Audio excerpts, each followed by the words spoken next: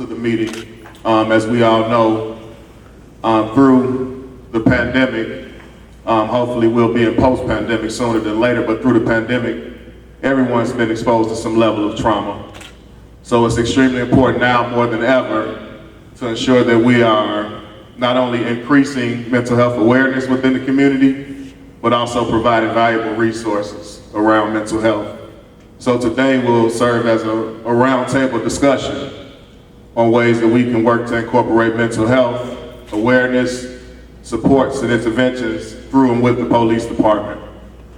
So I'm very proud of the many hats that I wear. I'm very proud to serve in a leadership role on an initiative that we call Project Launch.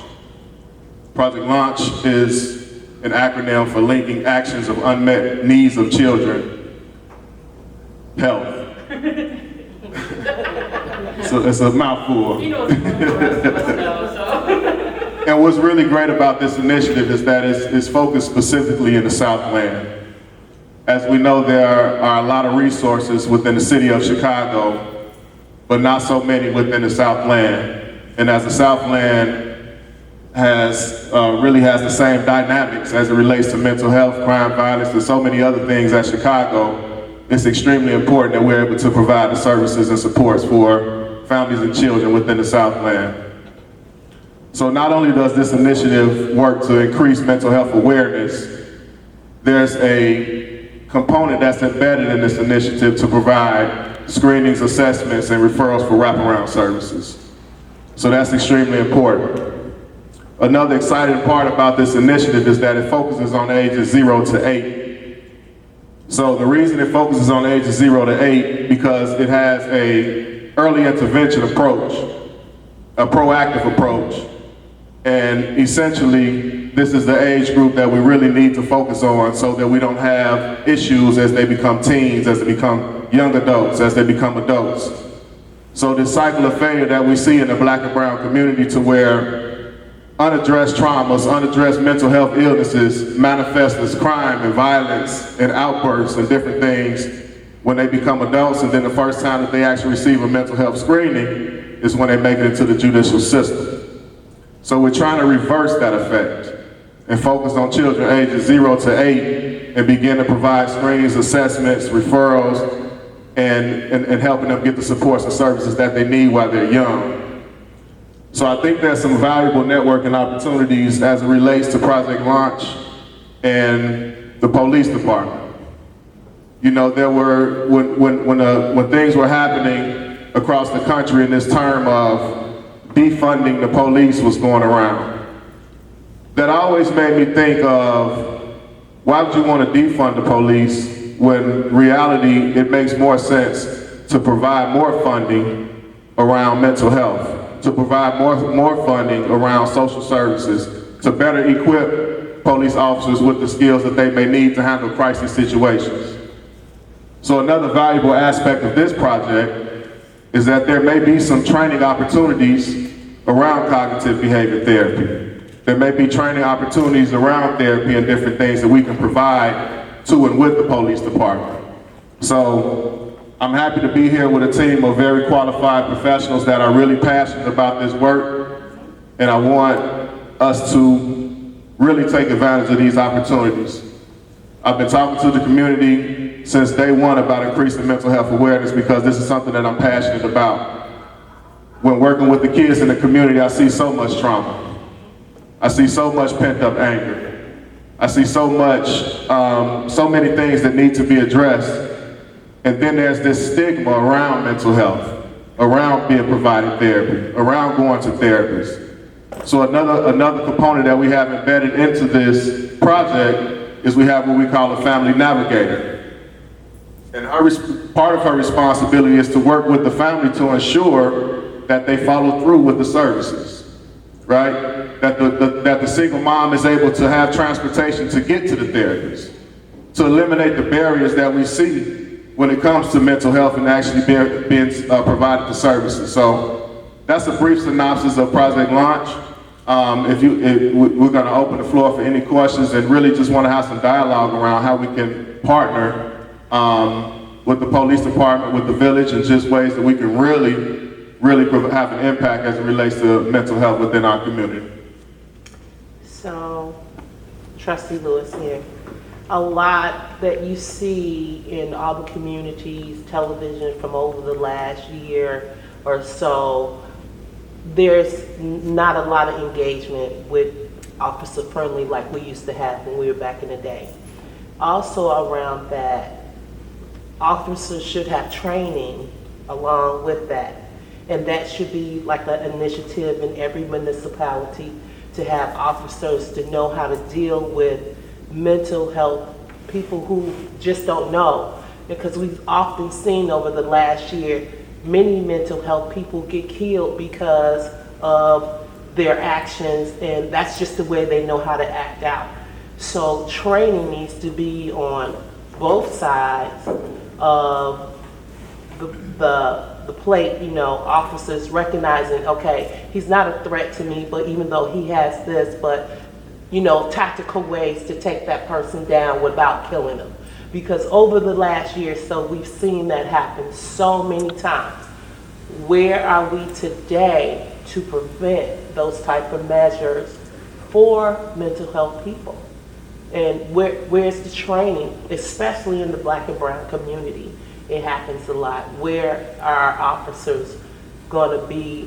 Where are we meeting with this so they'll know and recognize what's happening?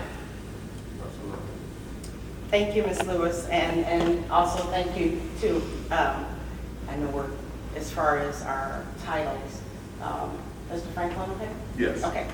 Thank you all.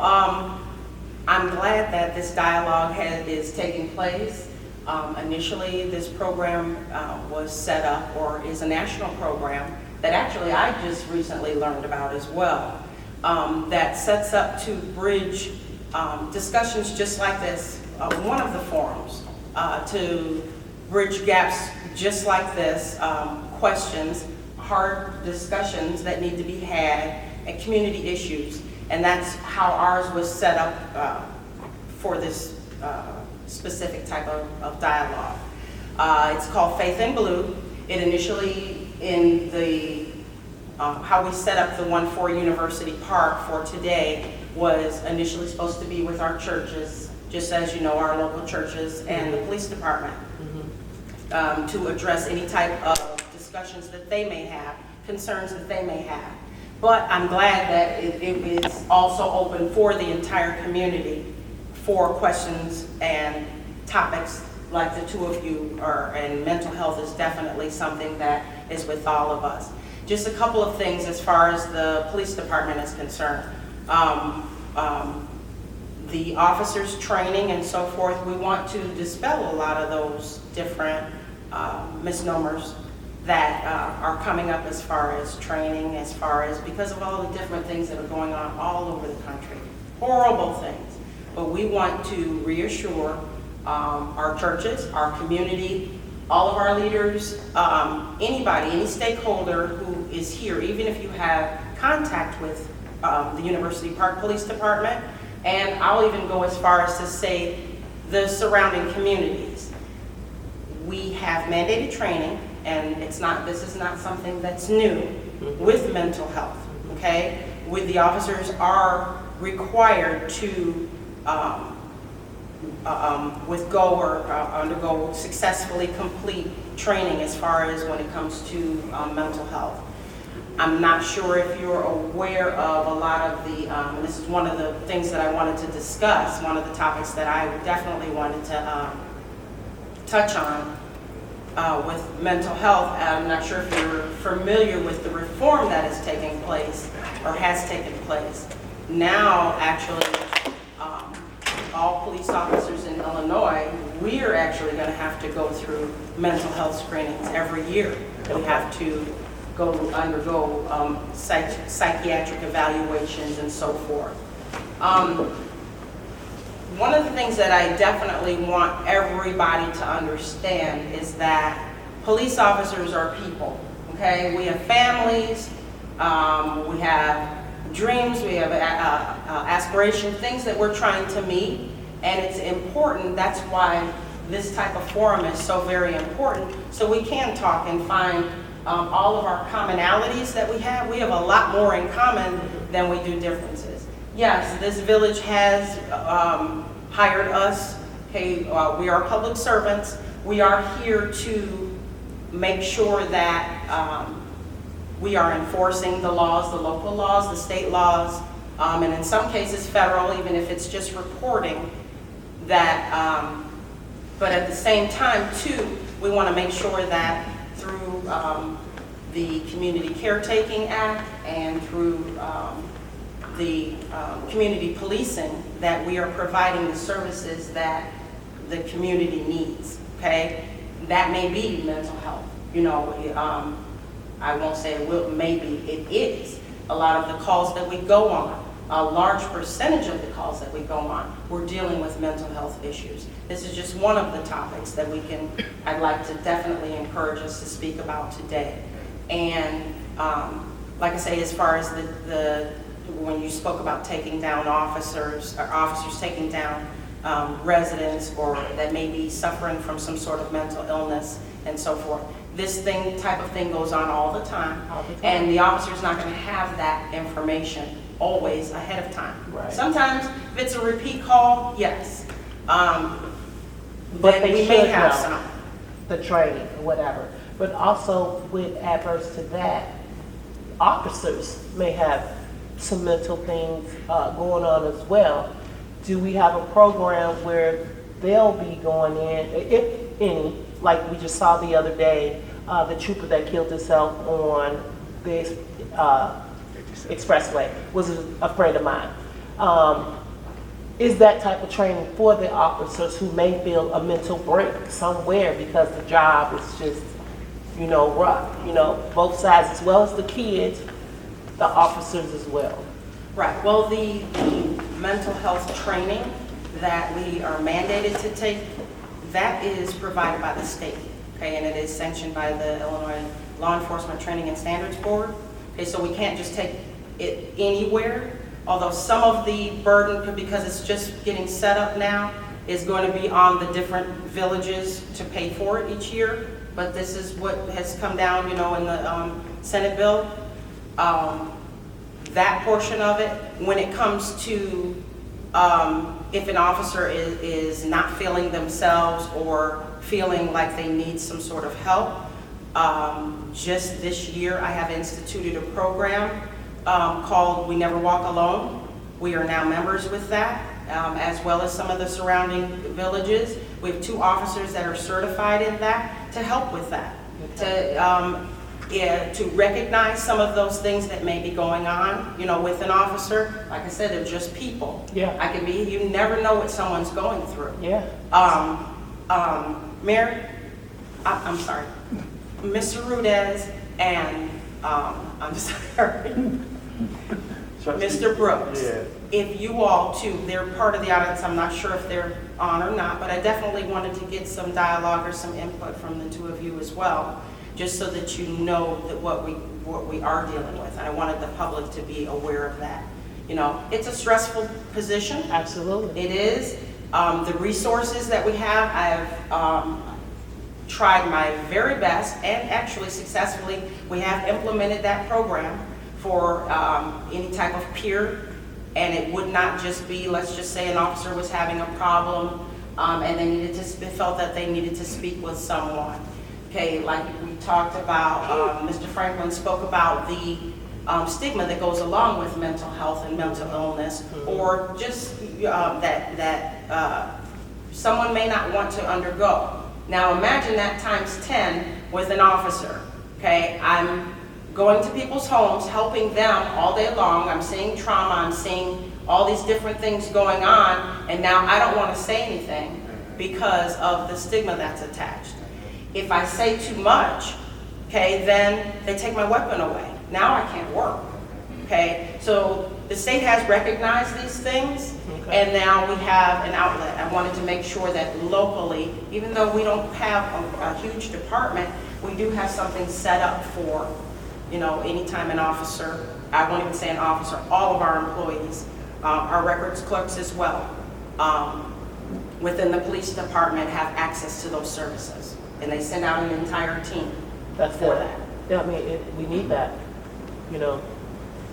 So I have a question. Is there something that we can do as a municipality to identify households that have mental ill residents or people with some kind of mental problem?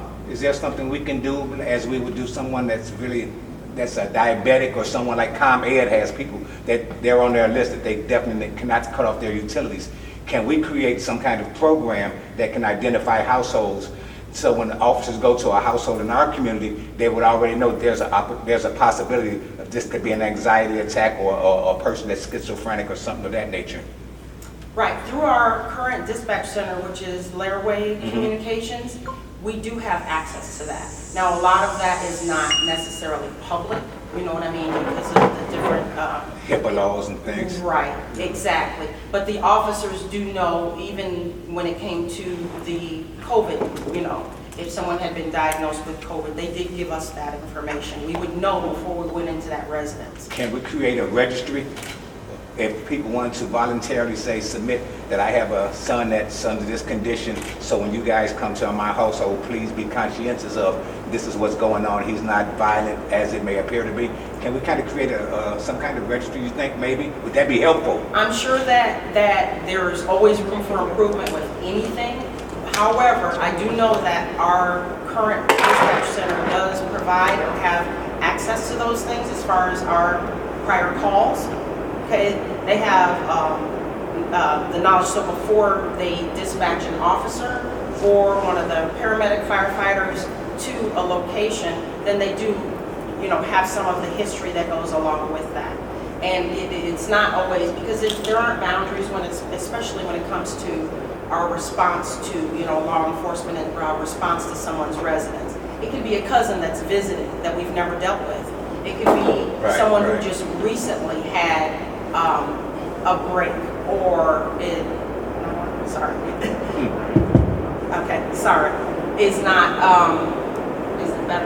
not experiencing, you know, just recently experiencing some sort of trauma or trouble. So yes, they are trained to detect and see. However, things always, nothing is going to be full, especially when it comes to the officers. So a lot of that goes with training, a lot of that goes with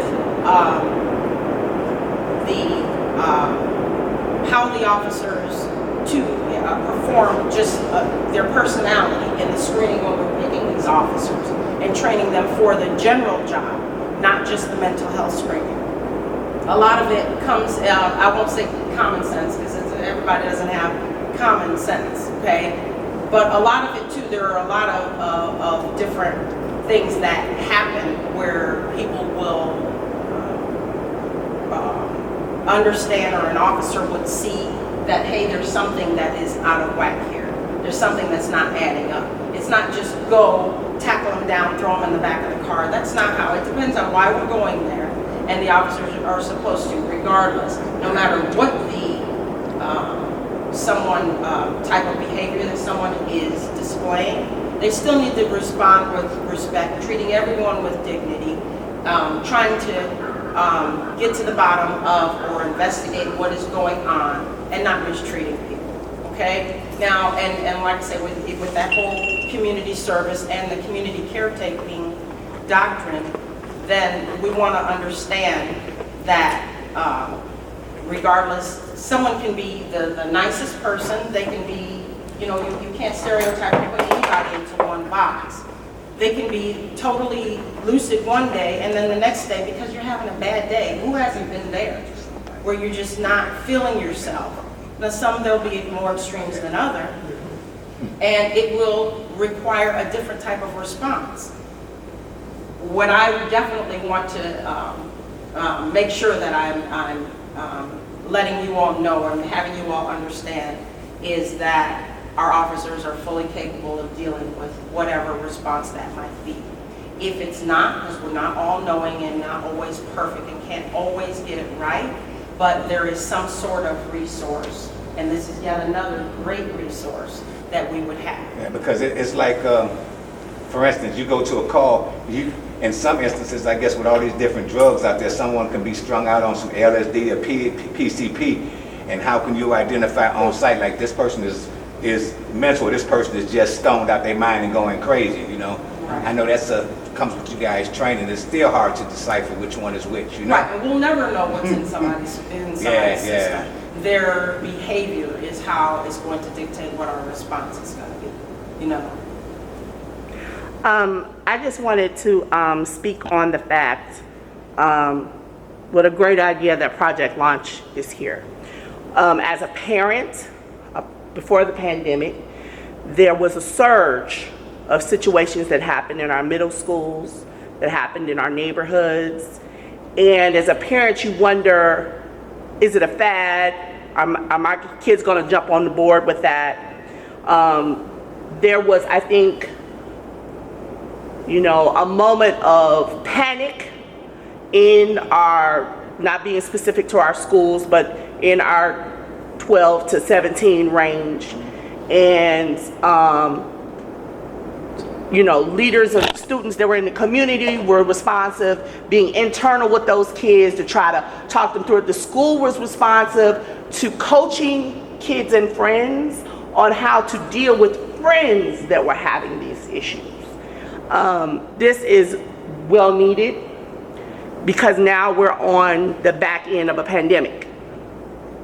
As a parent with a child who spent his whole year in his room, continuing to be an honor student, it's more to it than that. There are things that have been lost. There have been accomplishments that could have been made athletically, academically, socially, benchmarks of achievements that should have happened to our seniors and our graduates that did not happen, that have carried on into their next education.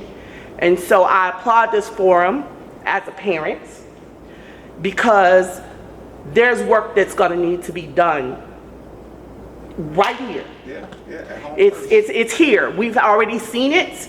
It's already happened. Our school district has responded well, but it's still work to be done because there are issues that are still going on in our schools with our kids, and we don't know everything because who knew we would be? I mean, even with ourselves, we didn't know how we were going to feel during that pandemic. So I just wanted to just acknowledge. Ms. Jenkins, you make a very good point with Yes. that. I just wanted to acknowledge the forum because as a parent, we have issues. As a grandparent, we have issues with our children. So thank you. And if I could just kind of respond to a couple different things. I appreciate your comment. Very much needed coming from a father as well who have experienced similar things throughout the pandemic. As far as the local school district, I put it on record and on tape that I've already emailed Dr. K about the supports and services that we are willing and able to provide for the local school district. And I agree, there's plenty of work to be done right here. And I assure you that we have a team, a solid team, that includes professionals and therapists that are willing to do what we need to do for our community. Chief, as I heard you speak, a couple things come to mind that I think are opportunities for support. So we have funding available to provide trainings. So if there are particular trainings that you think your officers would benefit from, it would be at no cost to the village or no cost to the department. So that's a conversation that we'll set up and begin to have that conversation, even around self-care, right? Even around just, self-care in general. There are things that can be done. So I just want to assure you that there's some opportunities here that can really be taken advantage of at no cost. Yeah, absolutely. And then also, just as far as the project in itself, there are multiple components that we can really utilize right here in the village. The focus is on, everyone wasn't here when I initially explained the project. The focus is initially on 0 to 8 because it's an early intervention measure. and we're trying to address these issues before they turn into issues in teenagers, young adults, and they find themselves in the judicial system or get themselves killed, right? So looking for ways to intervene early is the idea behind the project. One of the most proud projects that I've ever been a part of, and I'm excited about the impact that it will have on the community. So looking for ways to network and partner with the village, partner with the police department, fire department. Of course, already looking for ways in the youth programs, but I mean, mental health is real. And I like the fact that you say that there's been a new mandate or expectation that officers have to go through screenings as well, because what you spoke on is the vicarious trauma from them going on calls every day and taking on everybody else's trauma. That's something that has to be addressed. So we're working with 10 different school districts, over 20,000 students, and what we know and learn is that the teachers and staff members carry the traumas of their students vicariously, right? So it's a no-brainer that officers carry the vicarious traumas of all the residents, all the domestic calls, all the violent calls, all the fights. When you're breaking up a fight of a kid at the middle school and you see the rage, right? You can't just go home and not think about that, right? So there's vicarious trauma related with your profession in general. And I'm here to tell you that there's some opportunity for us to provide some support around that. So those are a couple of things that just kind of stand out from me with the conversation that's taken thus far. And I'll just ask if there's any members of the team that would like to. I would like to speak, but not with the microphone. It's really hard to follow Mr. Franklin because he's such a good speaker. As I'm sitting here, I'm thinking about other ways that I agree we can do trainings for members of the community. We can do, one of the things we can start is parenting groups. So one of the things we were looking at with the police, with the churches, would be to maybe embed parenting groups into the community so we can help parents, maybe look at a father group or, you know, look at Big Brother both program or parents. something. We have money for all of that and we can decide. It's evidence-based, so as a group, we can all decide what's gonna work best. One of the things, we have screening events where we invite parents to come and answer questions so we can see if there is something going on with kids. But we're finding, because of stigma of mental health, parents aren't wanting to come and do that in public. So one thing we would like to do is maybe work with you to think of what is the best way that we can reach parents so that they can, you know, undercover, anonymously get in touch with us and we can screen them. Right now, we're putting together a whole protocol to virtually screen kids and parents so they don't have to do it in public in front of anyone else. Because that's not important. It's not important that everybody knows. It's important that you're getting help. And so also, like what you guys are saying, talking about violence or about the middle school, the older ages, because our grant is focused on the younger ages, the thing we can look at is we can start with families that have younger kids, but that also we're working with the whole family. So you might, as long as you have a kid that's 0 to 8, we can help the parents, we can help the other kids, and we have access to a database that started out of Chicago, out of University of Chicago. It's called NowPow, which stands for Knowledge is Power. And it started from a doctor, as an oncologist, who was saying, you know, I can say to my clients, I can get you to this doctor, but if you need a food pantry, or you need housing, or you need any kind of educational service or therapy, I don't know how to refer you. I'm just gonna say to you, do it, and you're gonna leave and you're probably not gonna do it. So they started this online app, and it's a database that all the social services, in addition to medical services, are added in. It's crowdsourced. So we actually did research for the south suburbs. Ms. Skinner, I want to call her by Nikika, that's her name. I can't be formal, sorry. So Nikika and I did a bunch of research and found a bunch of different resources in the area, and we sent them into NowPow, and they added 48 new resources in the area through our work. So if you guys know of something, we can add it back in.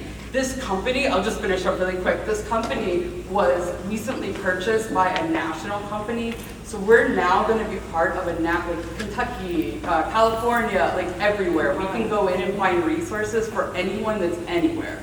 We obviously want to focus it here and we want to make it more robust, but I love that it started in the Chicago area. So it already has everything, like the person that we talked to lives in Chicago, knows the area when we're trying to explain issues.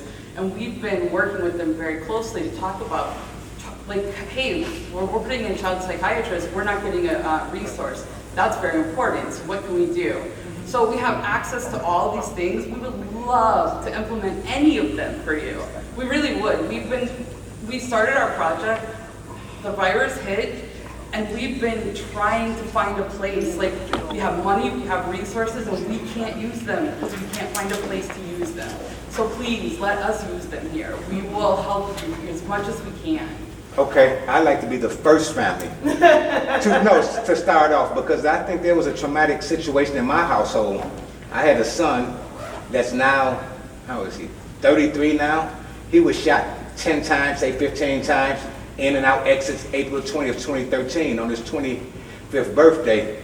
And I think that my wife, his brothers and sisters and themselves, we all thought that we could handle it ourselves.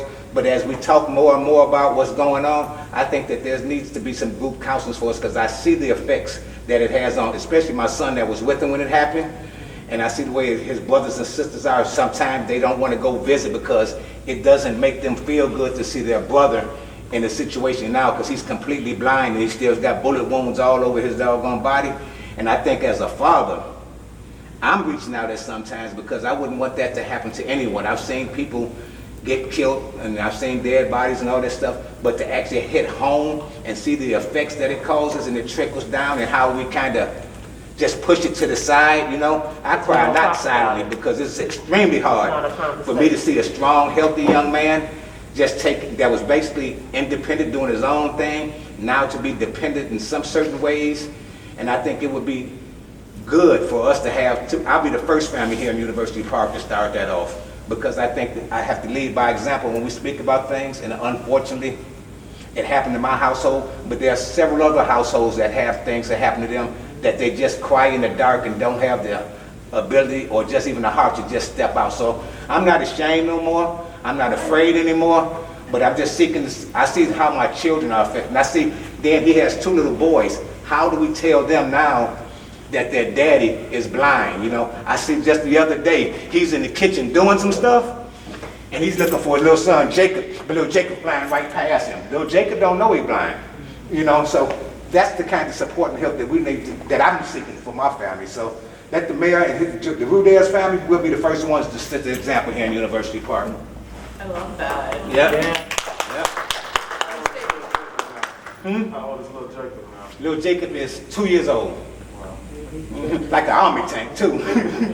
Yeah. One thing I will say that the research is showing that trauma is actually carried in our cells and passed on to all generations. Yeah. That something that our grandparents suffered, we are carrying in our body, and we are reactive to a trigger that we don't even have a memory of it, but our body is holding it. So it's so important, because if we don't address it now, it's just going to go on and on and on. Yeah. To stop it now, that's hope. And in the end, that's really what people go to church for. What we're looking for in the world is just some hope. You know, things will get better. And so I applaud you. I will say myself, I go to therapy. I work at a place, CRT, where we work, almost every one of us goes to therapy, which I love, because I used to work in foster care, and people would say, oh, don't tell anyone you see a therapist. Why?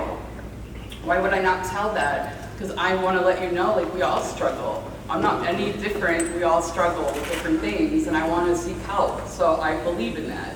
So I love that we all are walking the walk, and we want to walk it with you guys. Right. One of the things we have, I'm sure you've seen on a loop, it's actually making me kind of nauseous because it keeps going around.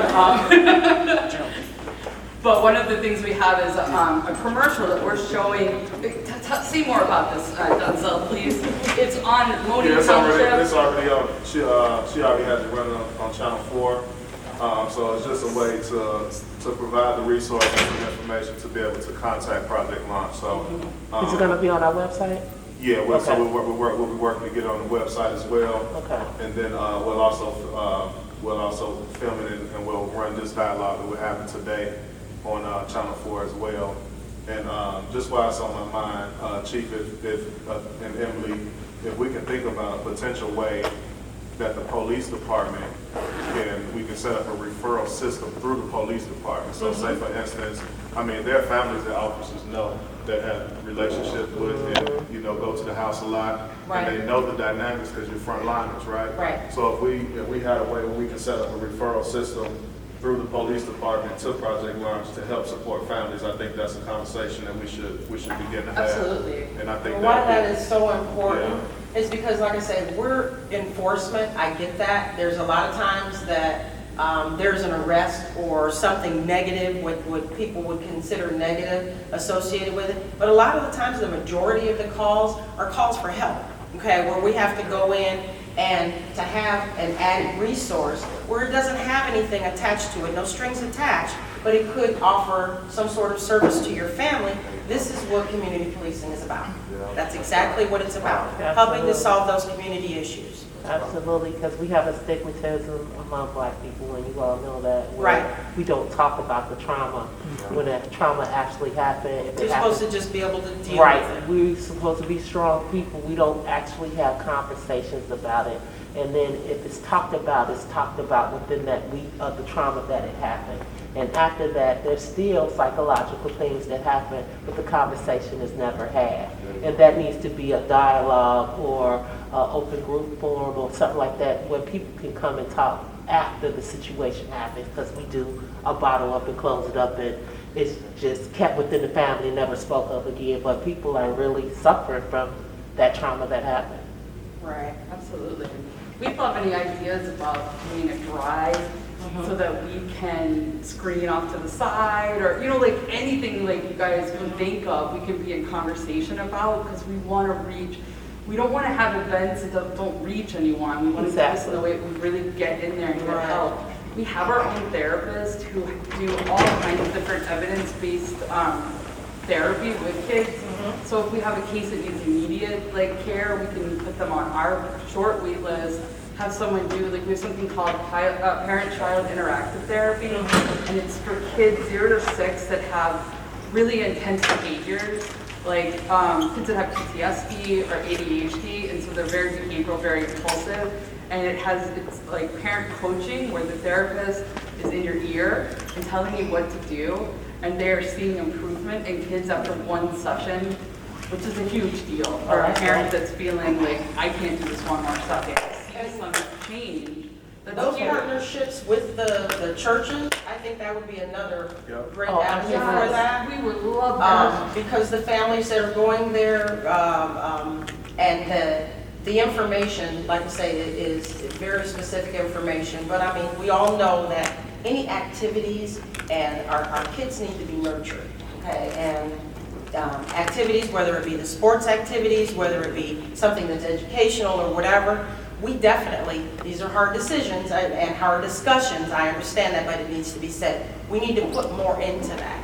Or if we don't, we're going to have issues. And that includes mental health, not just that, because that is such a broad term. It could be anything from, I'm having a bad day, and now it's going to manifest itself into, I'm going to bully everybody on the way home from school, which we deal with every single day. You know, the girls, they're out of control. To the different programs and outreach that we can provide are so very, very important. You know, I know that actually one of my clerks here, one of my other employees, Miss Kitching, she has come up with a wonderful idea about the girls with their self-esteem. Just an excellent idea. That's not something young girls, especially once they get to the middle school, they don't want to talk about it. They're not going to tell you.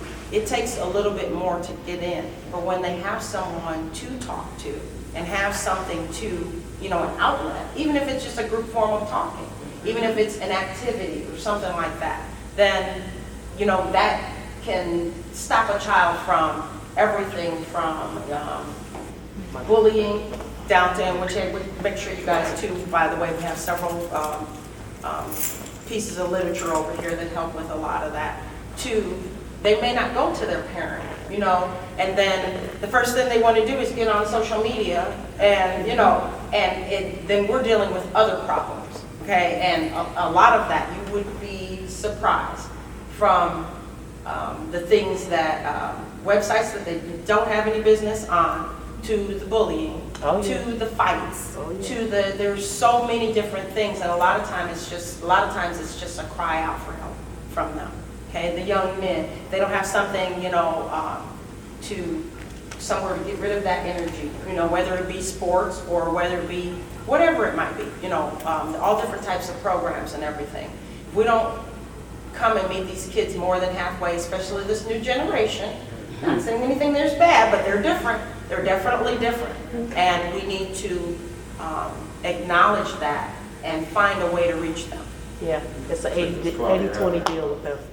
I want to applaud you, Trustee Franklin, because of the work that you're doing with athletics. And I think that's very, very important. And from a mother that has raised 3 daughters, athletics is what kept them out of trouble and things are going on. And you get to see it before anyone else does, because they have a camaraderie and that they enjoy, and this is a common goal. And with you seeing it, you could help them with Project Launch, which could help the family. So this is a great thing, because let's be honest, they are not going to come in groups and talk to us, but they may talk to the coach, or the coach may see something that will help let Project Launch to stop this when they're younger. Because when they get older, the older they get, the worse it gets harder. So, and then also too, the parents can identify, like I've always said, and what you said, is that there is a stigmatism about mental health in our community. No one wants to admit that their family, a member of their family has it. No one wants to admit that they are a member, and sometimes we don't even know that we have mental health issues. So that's what I'm saying, I'm applauding you, because all the work that you're doing with the children, you're helping them and helping their families. And then in that position, you can identify them, and they may not even know it. So I think this is fantastic, the things that you do in our community. Absolutely, because you're the first line of defense, because kids will come to you before they go to police officer or even a parent.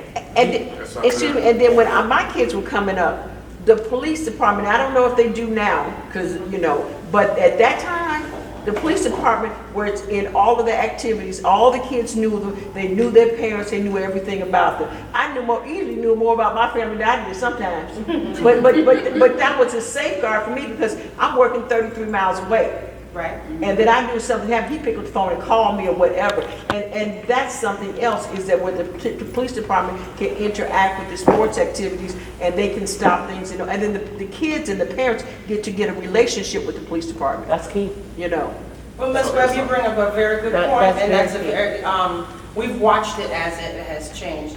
Honestly, not an excuse, but this comes down to having resources, having manpower to provide those services to the community. If we only have enough manpower to deal with, you know, the shift and a couple people out, somebody's on vacation. Now we have COVID in the mix, you know, during the winter season or whatever it might be. Our manpower is definitely an issue with that. But those services and even programs we were talking about discussing this morning, you know, the activities and things that we used to be involved in, from setting up programs, setting up the haunted house, setting up, you know, all of that. We'd love to do that. And it's not something that we have to do. They always wanted to do it. Right. But we're just short right now. No, and I understand it, but I'm saying it's like, because everybody's short. Let's get real. Whenever you go to a restaurant, any type of services you get, everybody's short. And it affects. So it does. It affects definitely everything, but we affects just have to how we learn go. how to cope with it. We can't just use it as an excuse. We got for a reason to cope with it. Now, I'll give you the perfect example that I thought was great, and people interacted. The police department, when we had our car show, they came and they interacted with the crowd. And it was great. And they were on duty, but they interacted. And that's all I'm saying. I'm not criticizing the police department. I'm just trying to think of a way that they could help. Maybe if they're on duty and they interacted with the sports program that's going on. Right. You And know. they do that, You know, then that's throughout, while answering calls and so forth. Yeah, Sometimes it's Yeah, so- nonstop, sometimes you can sit and. you Yeah, know. so I will, I'll go ahead. Those that don't know, my name's Sergeant Murphy. I've been out here for 30 years now. Kids have always been a passion of mine since day one, they'll tell you. Back in 2002, I started my own program. I called it the Child Safety Zone. I saw a need to be in the school. I saw a need to take care of the children. My concern wasn't for the children that stood out, the bad kids, the ones that obviously had the issue back then. My concern was the kids that were trying to get an education because they felt unsafe because of the outside interference from individuals acting out. I raised my own money, I set my own program. I had 14 programs in the school, all the way from preschool all the way through high school. I talked about, this is from 2002, talked about bullying, we talked about gangs, I talked about inhalant smoking, sexual harassment. These are things, DARE, I did DARE, I was a DARE officer. I've seen the change, I've seen the issues. I've gotten to schools, I've dealt with parents, I've dealt with kids, and I'm actually now dealing with grandkids, all from the same families. I'm part of the Cremoni threat assessment team. I don't know if anyone's aware of this. All these iPads that are out because of COVID and online, they're all monitored by an outside agency. Anytime there's an alert where it's like suicide, certain sites, those alerts go right to the school district. And if it has something to do with University Park, they contact me.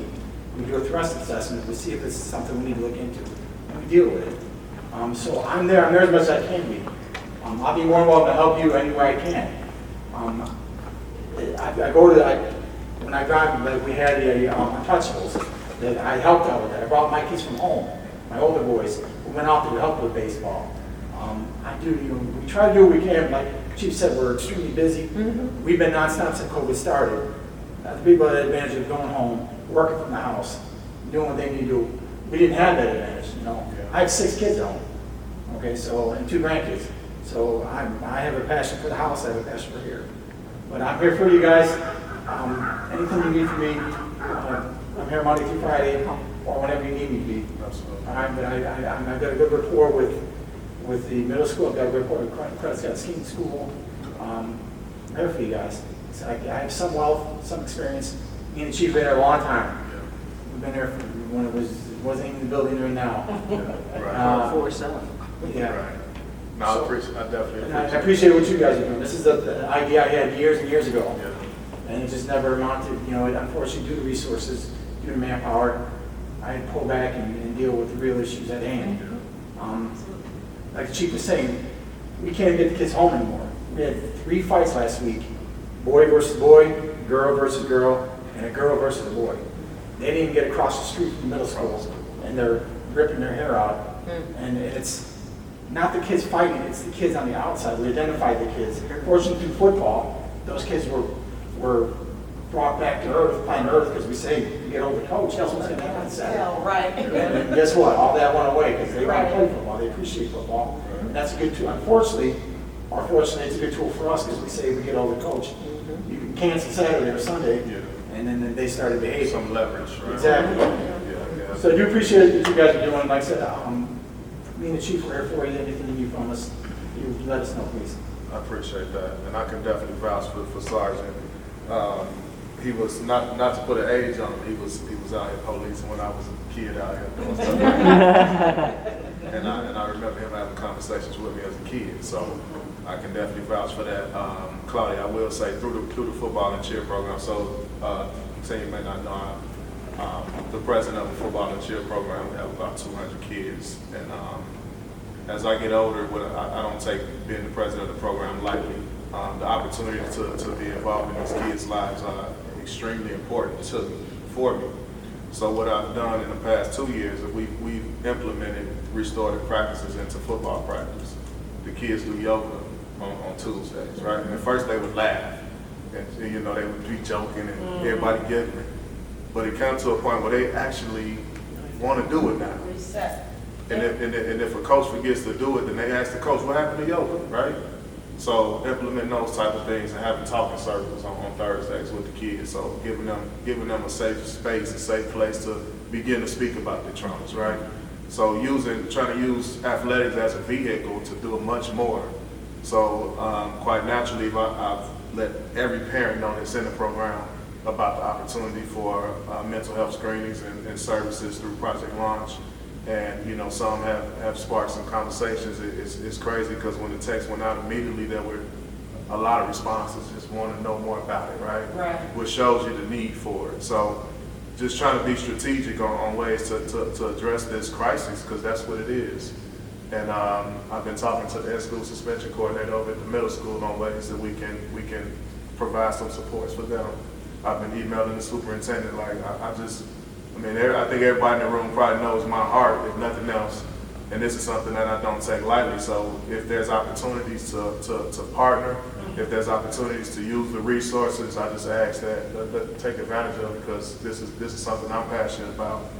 And I just want us to find ways to utilize it. So if that means coming up with some type of referral system through the police department, when we identify families or children that can be referred directly to Project Launch. Like I said, we've been doing some really expensive training for school districts and different things. If there are trainings that you would like to see that we can provide, we can pay for it, we can get it done for you. If you would like to do some things around self-care, mindful practices for your officers, we can do those things. All those things sound very What well. about DCFS and Martin, so you guys try to partner with them? Yeah, so we are partnered with Aunt Martha's, Cook County Health, Chicago Mobile Care. I set up events for school districts, Great Chicago Mobile Care out there, doing vaccinations, immunizations, and different things like that, on-site mental health screenings, events, and different things like that. So working throughout the Southland, but really trying to shift to have a strong focus right here in University Park. And my team is definitely needed for it. here. Yeah, so. It's definitely needed here. And this is one of the, like I say, I know we've gotten into specifically talking about one of those, like I say, difficult conversations of mental health. That's one of the things. But just generally or broadly, why we initially came here today, it's about the leaders coming together and providing better resources, working together, building partnerships. And I definitely can't stress that enough. If we work together, we can do better. We haven't had any programs out here. So this is definitely welcome. It's something that we could definitely use. It's going to assist us. We have time to, especially with us being so short, you go in and, I'm sorry I have to attach it to, but make an arrest or come in and deal with some sort of domestic or something, then the officer doesn't always have time for the ancillary duties that go with that. You can say, oh, well, you can contact Will County somewhere, or you can do this, but nothing here. So this is definitely welcome. How about creating the card or something, a card that the officers can hand to them while they're on the scene? How about something like that? Yes, Some sort of literature. we can do that. We have. Not so much a literature, more like a business card. The Yeah. officer's gonna lose, paper's gonna get lost, or you spill their food on it. let's It's a do credit card, or Yeah. a business card, they can stick it in their pocket and just. We will give you Nikika's business card because she is our family navigator. Okay, but keep in mind, make it like, is, the officers are handing out, you may get overwhelming, don't make it some office phone number that you don't want to be. Yeah. All right, we will get back to you. We will have discussions about this Yes. because, I'm Yeah. right there we go. Yeah, put it all in the line, or see what I'm saying, I don't want to overburden you with 1,000 phone calls now. officers. Yeah, because we also have to make sure there is a child that's 0 to 8 because we have to do that for the funding purposes. Something I was going to say, maybe we could look at Nikika being co-located in the police department one day a week where she can work with Actually, we could families. do that. That would be something that, Maybe can we use a resource room that is right down that's what ideally the grant is written so that she co-locates in a primary care office. So she could be at a doctor's office and then doing linkages, or we could do the police, we could maybe also I was gonna say, this was it. We'll set up a call. Yeah, and talk about it all. Because the other thing I was gonna say, you said you're looking short on setting up for Halloween. We can come down and help. We could be part of the community so that we're here helping and people are getting to know and trust us so we can screen and do this too. Since you said Halloween, and I have to go, I want to say first thing, the mayor apologized. He had a prior meeting he had to go to, so sorry he had to leave. But we are having a Halloween trunk or treat and a movie night on October the 30th here in the lot. The trunk or treat starts at 4 o'clock till 6, and the movie starts from 6:30 till 8:30. So we would love to have you come during that time. What's the movie? Now that I don't know. I don't just do want to let my Halloween. daughter know. No, but that's a good time to interact with parents and children. Okay, Absolutely. all right. Thank you so Sorry, much. do you have something? Yeah, no, I was gonna say, and I let Claudia go first because she said she know how long-winded I am. Claudia, can I give you a flyer? So, what I wanted to say is that sometimes it's good to listen before you speak. Actually, well, Chief, you know, in '99, I was promoted to juvenile in Harvey. In Harvey, that was their primary responsibility, in which that juvenile officer is pretty much in charge of every kid in that town. So one thing that I wanted to bring up that, first of all, I can't say trustee though, right? You can. Oh, okay. I just didn't know how you all wanted me to address it, Right. that's all. So I would just say, trustee, this is like one of those things that pretty much you might have heard me speak about that we definitely need in the budget. I never always want to see pro-police, but that's not it. It's just that most of the structure back in the late 90s, it depended on the back of the police's resources as the community orientated policing strategy further throughout the United States. In fact, if I'm not mistaken, I think Chief Wilson and myself was hired under that grant. And that was the grant she was trying to get 4 or 5 officers this year. And something like this is so essential because one of the responsibilities that I had was outside of a juvenile being delinquent, if there was a kid that felt like he was going to commit suicide or he was having problems at the school, that fell right back on Detective Brooks.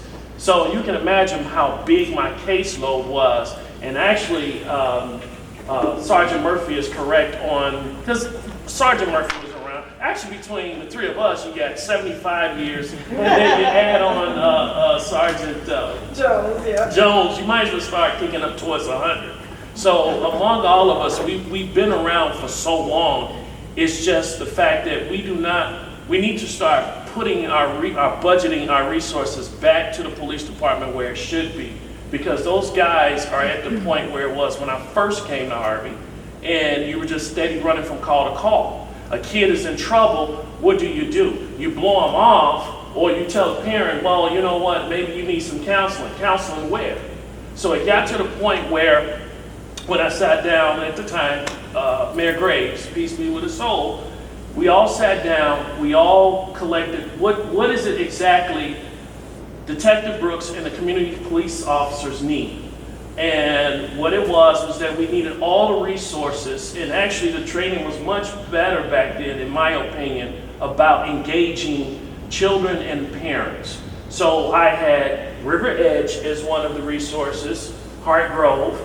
Those were our middle of the night type of phone calls. Yeah. And then for something like you all, this is perfect because something happened, and actually just the broad resources that you all are coming with, I think it would fit University Park so well because Chief Wilson can tell you, I am so much for us having at least one officer that is primary, and basically in my day we would call juvenile specialists. We knew what to do with a kid. And in this situation, it would be great that, say, Sergeant Jones is out with his guys, he has a situation where it's a suicide or kid is feeling depressed or whatever the case may be. You know, Sergeant Jones probably had 20 calls on the docket, and his officer has to keep moving. It's real easy for him to make that phone call to that one officer that's on call to deal with this type of situation. Because there's plenty of times I done came flying down this street in a white squad car to head back to Harvey at 3 a.m. because it does exist. And Coach Franklin, you are correct. It's a huge problem right now. I heard Chief Wilson speaking about how important it is for officers when they speak of suicide, or that's not really spoken about, but this case. I can tell you, my first 2 years, 3 of my buddies shot themselves. By the 3rd time, yeah, it was time for all of us to sit in the squad room and have a conversation.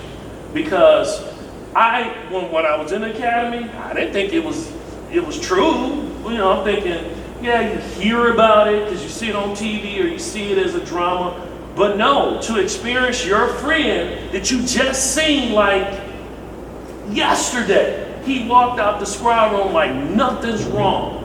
And you come back in and the whole squad room is quiet on the midnight shift. You like, what's wrong? You like, you didn't hear? And they drop that bomb on you. And there is no sit there and no, you have a whole town that you got to go patrol immediately under 15 minutes. So it does exist, and I'm glad that something like this and that you all are bringing this to the village. Trustee Franklin, actually, the mayor, the chief, he walked out, but I would love Trustee Lewis to hear this too. This is so essential. Why I keep saying the police budget, that something this small can help Chief Wilson a long ways, a long ways. It helps her, right, how can we handle this situation with, Project Launch in reference to our kids in our town? Because they are constantly engaging kids. Matter of fact, I think Sergeant Murphy, when Chief was on vacation, if I'm not mistaken, he come around the corner. Hey, what's up, Sergeant? Oh, we're trying to get these kids going. They're fighting, constantly fighting. It's an issue. It's an issue. And it's an issue that if we continue to ignore it, and I think I said it at a board meeting, I'm concerned when I'm watching these guys run 22 calls a day. In a beat for Harvey, on an afternoon shift, for 5 years I was running 22 calls in one beat. There's no way someone like Chief Wilson say, you come in, I can tell you what it is. I took all my stats. 7 reports, 2 arrests, 2 accidents, 2 juvenile arrests. There's no way an officer can keep going 4 days on, 2 days off and pretending like he's normal. It's not. I'm surprised I'm not as great as Sergeant Murphy. But, I understand that for the village and University Park, for us to keep running 22, 23, and it's to the point that our police chief is out there trying to lift, calls. Then you have your administrative sergeant out there trying to help lift up some of these calls.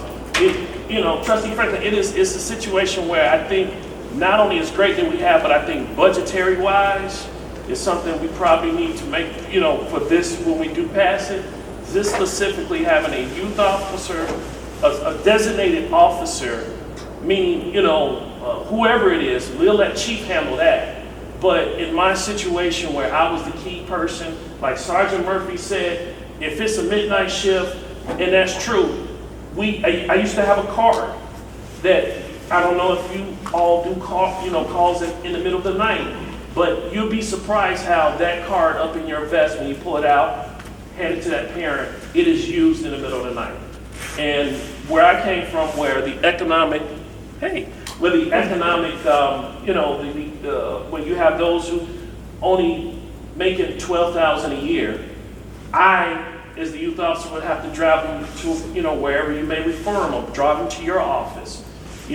But that's where we at here, and I'm so glad that Trustee Franklin, that you brought something and introduced this something, especially for Chief Wilson, that it brings a broader perspective for our village. And to me personally, I think only at this point, all she needs is the resources. And that's where we probably would come in and making sure that would happen, what I mean as far as personnel and bodies to do it. I yield my time. Sir? Do you guys have bands or anything to acknowledge the people wearing the...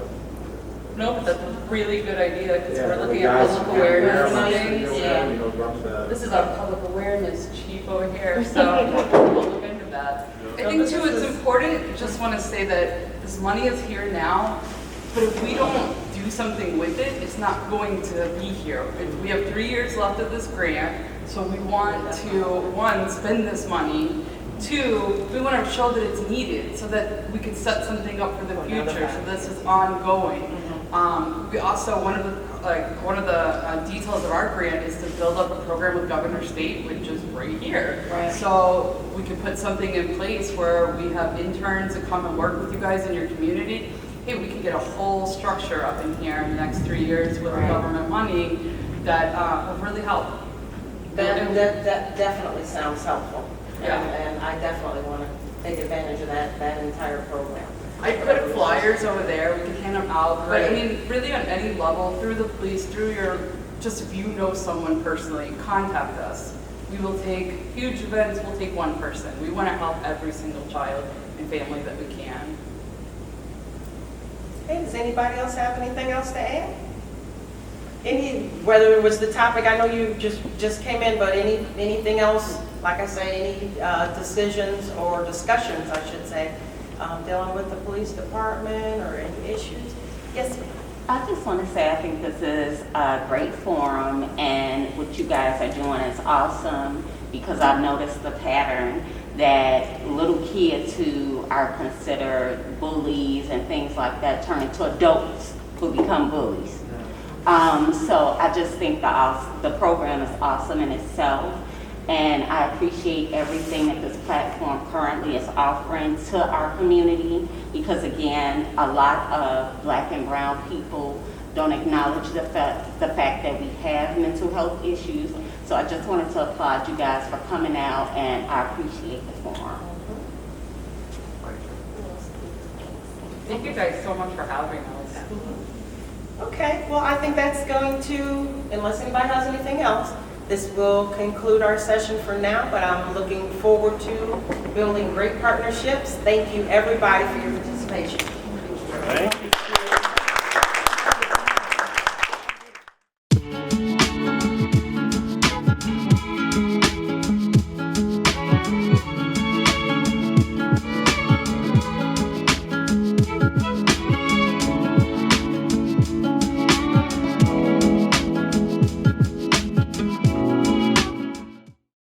Is your child more anxious or sad than usual? Acting out? Worried about going to school? The COVID pandemic has been hard on all of us, but especially hard on our kids. We can help. Project Launch is focused on improving the well-being of young children and their families in the Southland area. We'll connect you with the support and resources you need. Help your child feel better and be their best self. Call Project Launch today at 312-544-9475.